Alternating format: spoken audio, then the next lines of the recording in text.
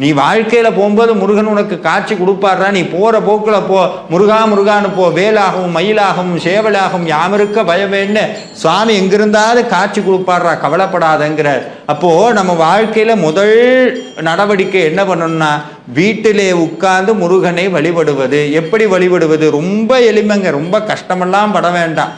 சுவாமியை நினைச்சு தீபமேத்தி வீட்டில் உங்களுடைய வீட்டில் உட்கார்ந்து முதல்ல திருப்பரங்குன்றம் திருப்புகளை பாராயணம் பண்ணுங்க. அதுக்கடுத்து ஆறுபடை வீடு இருக்கா, ஆறுபடை வீட்டு திருப்புகளையும் எடுத்து வச்சுக்கோங்க. உங்களுக்கு எந்த திருப்புகள் ரொம்ப எளிமையா இருக்கோ அந்த திருப்புகளை எடுத்து வச்சுக்கோங்க.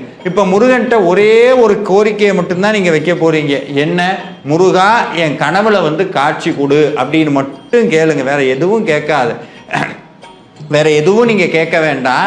முருகா என் கனவுல காட்சி கொடுத்து ஆறுபடை வீட்டுக்கும் என்னை கூட்டிட்டு போகணும்னு மட்டும் கேளுங்க. வேற எதுவும் நீங்க கேட்க வேண்டாம்.